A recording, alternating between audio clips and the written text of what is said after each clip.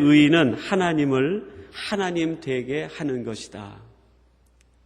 하나님의 의의하면 대단히 해석하기 어려운 그 신학적 용어입니다.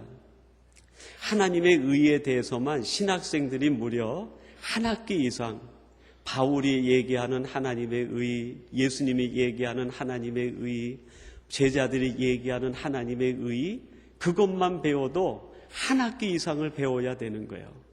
얼마나 어려운 복합적인 의미가 담겨있는 단어인지 몰라요. 근데 마틴 루터가 한마디로 정의했는데 하나님을 하나님 되게 하는 것이다. 세 가지 의미가 있다고 그랬어요. 하나님을 하나님 위치에 모시는 거예요. 하나님을 주변에 두는 것이 아니라 하나님을 중심에 모시는 거예요. 하나님을 내 아래 두는 것이 아니라 하나님을 나의 가장 높은 곳에 두는 거예요. 하나님 위치에 두는 것. 살아가는 성도 여러분, 여러분에게 있어서 하나님의 위치는 지금 어디에 있습니까? 여러분 가정에서 하나님의 위치는 어디를 차지하고 있습니까? 혹시 하나님의 위치가 어디인지 모르는 채 우리의 인생을 살고 우리의 가정을 이끌어가고 있는 것은 아닙니까? 정말 하나님이 여러분 가정과 여러분의 삶의 주인의 자리에 중심의 위치에 있습니까? 두 번째로 하나님을 하나님 되게 한다는 것은 하나님을 높인다는 뜻이에요. 하나님을 높인다. 세 번째는 하나님을 영화롭게 한다라고 얘기를 했어요. 하나님을 하나님 되게 하는 것. 하나님을 하나님이 계실 자리에 모시고 하나님을 높이고 하나님을 영화롭게 하는 것. 이것이 예수님의 삶을 이끌어가는 원동력이었다는 거예요. 하나님을 하나님 자리에 모실 수만 있다고 하면 예수님은 자신이 십자가에 죽으셔도 괜찮다는 거예요. 하나님을 영화롭게 할 수만 있다고 하면 자신이 채찍에 맞고 가시에 찔려도 괜찮다는 거예요. 하나님을 높일 수만 있다고 하면 자기가 어떻게 무시를 당하고 조롱을 당하고 침뱉음을 당한다 하여도 문제가 되지 않는다는 거예요. 여러분, 우리들이 왜 살아가면서 분노합니까? 살아가면서 왜 우리들이 마음에 섭섭함을 갖습니까? 살아가면서 왜 우리의 마음속이 시원하지가 않습니까? 문제는 간단해요. 하나님이 하나님 되지 않기 때문에 그래요.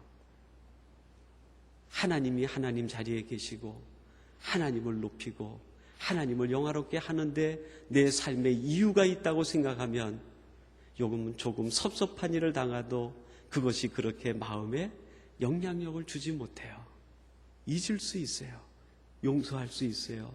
덮어버릴 수 있어요.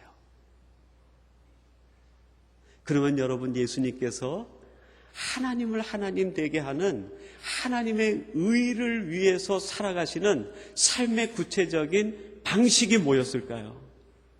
그 방식이 오늘 16절 상반절 말씀에 나와 있습니다. 거기에 보면 이렇게 말씀합니다. 예수께서 세례를 받으시고 곧 물에서 올라오실세 그랬습니다. 여러분, 예수님께서 하나님의 의를 드러내는 그 삶의 방식은 한마디로 얘기하면 낮아지심의 방법이에요. 낮아지심의 방법.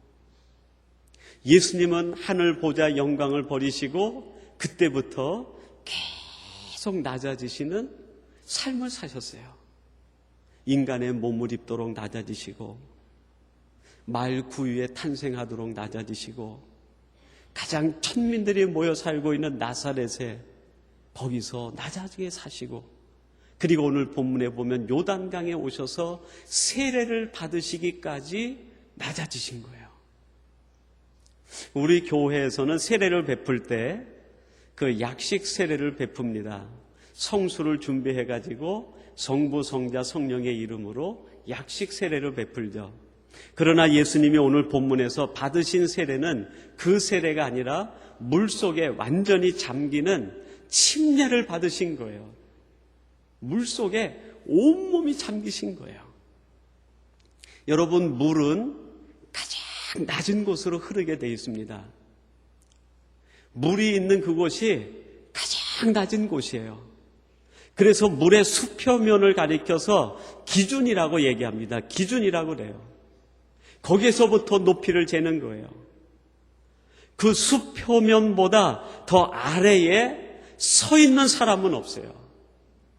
인어가 아닌 다음에는 수표면 아래에 서 있을 수가 없어요. 이 땅에 존재하는 모든 인간, 모든 물체들은 다 수표면 위에 서 있습니다. 죄인도 수표면 위에 있어요. 원수도 수표면 위에 있어요.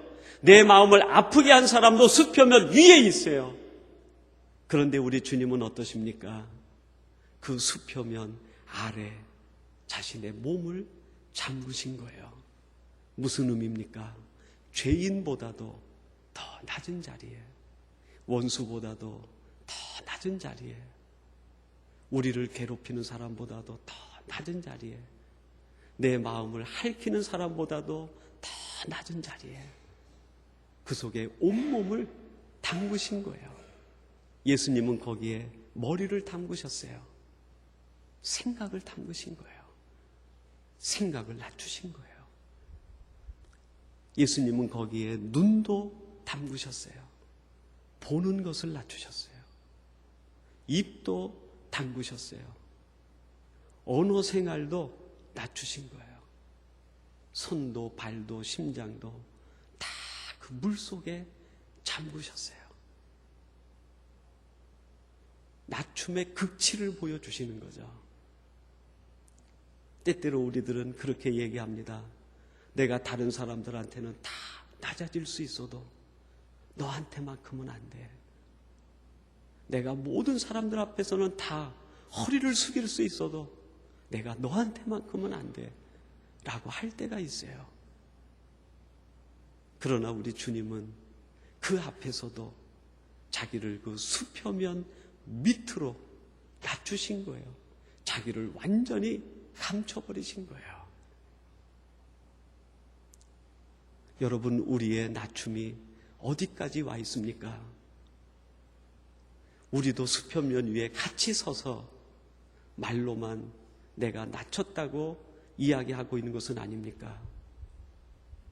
만왕의 왕이신 예수 그리스도께서, 하나님께서 죄인과 원수들 앞에 자기의 몸을 그 속에 낮추신 거예요. 여러분, 이때 하늘에서 두 가지 사건이 일어납니다. 낮추는 사람에게 세상 일이 아니라 하늘에서 두 가지 사건이 일어나요. 첫 번째 사건이 무엇입니까? 오늘 본문 17절에 보니까요. 이는 내 사랑하는 아들이요 내 기뻐하는 자라. 음성이 들려왔어요. 자기를 낮추는 자에게 하나님이 음성을 주시는 거예요. 여러분, 그 음성이 어떤 음성일까요? 내가 안다. 내 마음이 어떠한지 내가 안다. 내가 너를 지켜주겠다. 내가 너와 함께 하겠다. 내가 너를 결코 버리지 않겠다. 내가 너를 붙들어 주겠다. 여러분, 그 음성 아닙니까? 그 음성이 총체로 모여서 표현된 말이 무엇입니까? 너는 내 자녀다. 너는 내 기뻐하는 자다. 너는 내 것이야. 너는 내 아들이야. 너는 내 딸이야. 너는 내 것이야. 아무도 너를 해할 수 없어. 하나님이 음성을 들려주시는 거예요. 여러분, 왜 우리에게 하나님의 감동의 음성이 없습니까? 교만해서 그래요. 우리가 높아져서 그래요. 하나님의 음성을 듣고자 하면 모든 사람들의 수표면 밑에 우리를 낮추어야 돼요. 낮추는 순간 하늘에 열리고 하나님의 음성이 들리는 거예요. 너는 내 것이다. 두 번째 사건이 뭡니까? 하늘이 열린 거예요. 하늘이. 예수님이 물에서 세례를 받고 올라오시는데 하늘이 열린 거예요. 여러분, 예수님이 이 땅에 오신 이유가 뭡니까? 세상의 문제를 해결하기 위해서 오신 거예요. 인간의 죄의 문제, 인간의 아픔의 문제, 인간의 구원의 문제, 인간의 문제를 해결하시기 위해 오신 예수님. 그분이 낮아졌을 때 하늘이 열렸어요. 하늘에서부터 그 문제가 풀리기 시작한 거예요. 여러분, 우리의 문제는 땅에서부터 풀리는 것이 아니라 하늘에서부터 풀려야 돼요. 내 인생의 진로 문제, 내가 푸는 것이 아니라 하나님이 풀어주셔야 우리 앞에 시온의 대로가 열리는 거예요.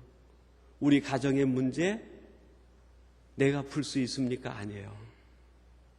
하나님이 위에서 풀어주셔야 우리 가정에 평화가 임하는 거예요. 교회 부흥의 문제, 목사가 풉니까? 아니에요. 하나님이 위에서 풀어주셔야, 하나님이 역사하셔야, 성령이 비둘기같이 임해야 비로소 하나님의 능력이 나타나고 하나님의 역사가 이루어지는 거예요. 우리는 내 문제만 풀려고 해요. 그래서 우리는 더 내 것만 챙기려고 살아갑니다. 내 걸 놓지를 못해요. 더 폐쇄적이 되고, 더 용서하지 못하는 사람이 되고, 더 답답한 사람이 돼요. 하나님이 우리에게 주시는 해법이 뭡니까? 그게 아니에요. 하늘에서부터 풀려야 된다는 거예요. 사랑하는 성도 여러분, 하늘을 우리가 어떻게 풀 수 있습니까? 하나님을 우리가 강요합니까? 아니에요. 우리 주님이 비결을 보여주시는데 수표면 밑으로 내려가면 돼요. 사람들이 생각하는 기준보다 조금 더 내려가세요. 사람들이 상식적으로 생각하는 것보다 조금 더 나를 낮추세요. 사람들이 더 이상 내려가지 않으려고 하는 그 마지노선에서 과감하게 조금 더 내려가세요. 그 낮춤이 우리에게 하늘에서 두 가지 사건을 일으키게 하는 순간이 돼요. 하나님의 음성을 듣고 위로를 받고 내가 가지고 있는 문제가 하늘에서부터 풀리는 거예요. 예수님의 삶을 이끌어가는 삶의 원동력은 민주화가 귀한 것이긴 하지만 예수님은 민주화에 이끌리지 않았어요. 여러분, 이 땅에 자본이 중요하지만 예수님은 자본에 이끌리지 않았어요. 이 땅에 평등이 중요합니다. 그러나 예수님은 평등에 이끌리지 않았습니다. 예수님은 오직 하나님의 의에 이끌려 살아가셨어요. 그 의를 이룰 수만 있다고 하면 나는 고난도 받겠다. 그 의 때문에 예수님은 낮아지신 거예요. 낮아지는 그 순간 하나님의 음성을 듣고 예수님이 이 땅에 오셔서 풀어야 될 숙제가 하늘에서 풀리게 되었습니다. 사랑하는 성도 여러분, 여러분들이 하나님의 의에 이끌리시어 낮아짐을 통해 여러분이 가지고 있는 모든 아픔과 문제들이 하늘에서부터 풀리게 되는 놀라운 하늘의 역사가 이루어지기를 주님의 이름으로 축원합니다. 하나님 아버지, 오늘도 저희들을 불러주시어서 하나님 앞에 나와 예배케 하시고 예수님의 모습을 보게 해주시니 감사합니다. 하나님, 저희들 다시 한번 우리 인생의 의미를 영적인 부분에서, 신앙적인 부분에서 다시 돌아보게 하시고 살펴보게 해 주시옵소서. 예수 그리스도께서 이 땅에 오셔서 하나님의 의에 이끌려 낮아짐을 통해 하나님의 음성을 듣고 하늘로부터 문제를 푸신 것처럼 우리들도 이러한 삶을 살아가는 이 시대에 가장 축복된 하나님의 자녀가 되게 해 주시옵소서. 예수님의 이름으로 기도하옵나이다. 아멘.